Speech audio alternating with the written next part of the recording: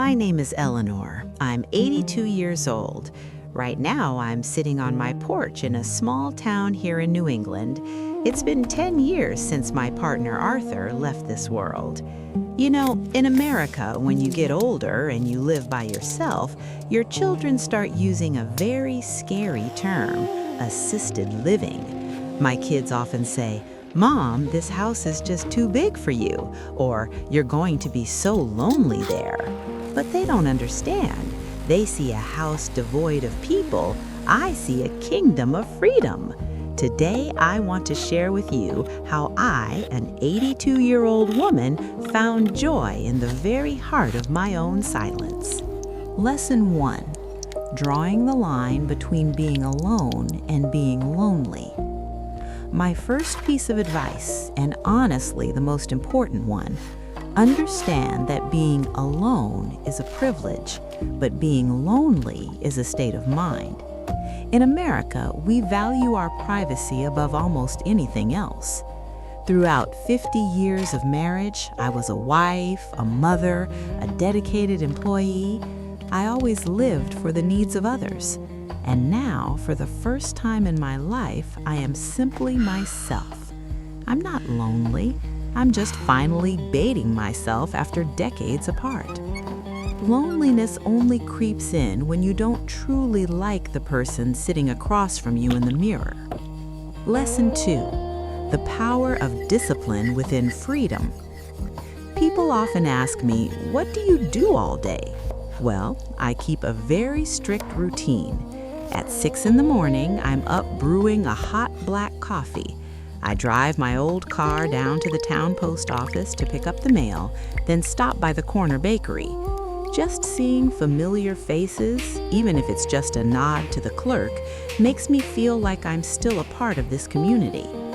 When I get home, I spend 2 hours tending to my rose garden out back. In this country, a garden isn't just plants, it's a point of pride. When I'm pruning the dead branches, I feel like I'm creating beauty. A day without structure is a day where the soul starts to drift. You have to create your own rhythm. Lesson 3. Find a friend who doesn't need words. I always have Oliver by my side, my old golden retriever. Oliver can't talk, but he needs me. He needs his walk in the park every afternoon. He needs his coat brushed. Living alone can easily make you selfish or stagnant, but when another living thing depends on you, you're forced to stay healthy, forced to stay sharp. Oliver reminds me that I still have value, that I still have a job to finish every single day. If you don't have a dog, grow a plant, or simply put out a feeder for the birds outside your window. Surround yourself with life. Lesson 4. The 3 friends rule. Lesson 4. Curate your circle with brutal honesty. When you're younger, you want to be popular. You want a crowded calendar. At 82, I want depth, not distance. I follow the 3 friends rule. I have Sarah, my neighbor, who checks on me with a quick text every morning. I have Martha, my oldest friend from the university days, whom I talk to for an hour every Sunday. And I have young Lucas, the high school boy who mows my lawn and talks to me about his dreams of being an engineer. That is enough. I don't have energy for small talk or performative friendships. I don't go to parties where I have to explain who I am. I spend my social capital on people who truly see me. One real conversation is worth 100 polite smiles. Lesson 5. Master the tools of the era. I am 82, but I am not a Luddite. I have my iPad and I know how to use it. Every Friday, I FaceTime my grandchildren in California. I see their messy rooms and their new toys. It's a bridge, not a barrier. The internet can be a dark place, but for a senior living alone, it is a window. I can listen to the New York Philharmonic from my living room. I can research the history of the Silk Road. I am independent, but I am not disconnected. I choose when to open that window and when to shut it tight. You are never too old to learn a new trick, and curiosity is the best antidote to aging. Lesson 6. The dignity of the table for one. Lesson 6. Never eat over the sink. It sounds silly, but it's vital. Many people living alone stop cooking. They eat crackers and cheese or cold cereal because it's just me. That is a betrayal of the self. Even if I'm just having a simple bowl of soup, I use a real cloth napkin. I light a candle. I sit at the dining table. Why? Because I am worth the effort. Cooking for yourself is an act of self-respect. It's a way of saying, I am a guest of honor in my own home. When you treat yourself with dignity, the world tends to follow suit. Lesson 7. Cleaning the attic of the soul. Lesson 7. Use the silence to forgive. A house as old as this one has echoes.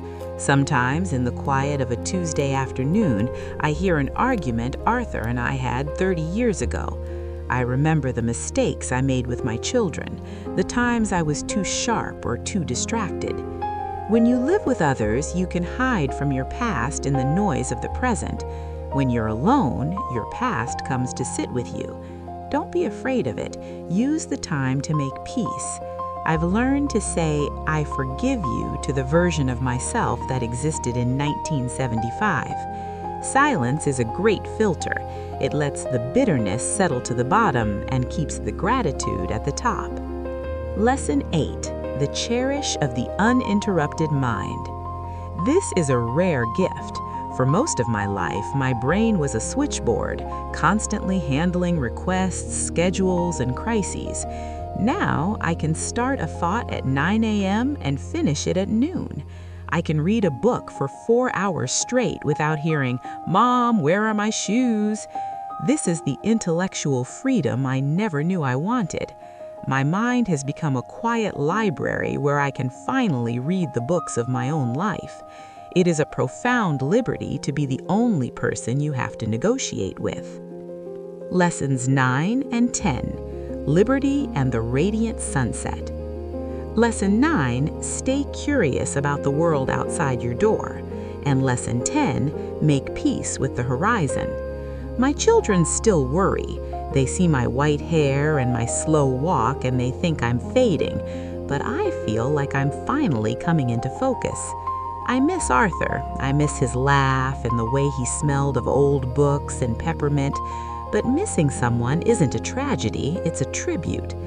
Living alone at 82 is not a waiting room for the end. It is a front row seat to the sunset. The sky is turning a deep bruised purple now, and the first stars are blinking over the ridge. It's a beautiful evening. I think I'll go put on a record, give Oliver a treat, and sit in the dark for a while, just listening to the music of a life well lived. Be well, be brave, and don't be afraid of the quiet.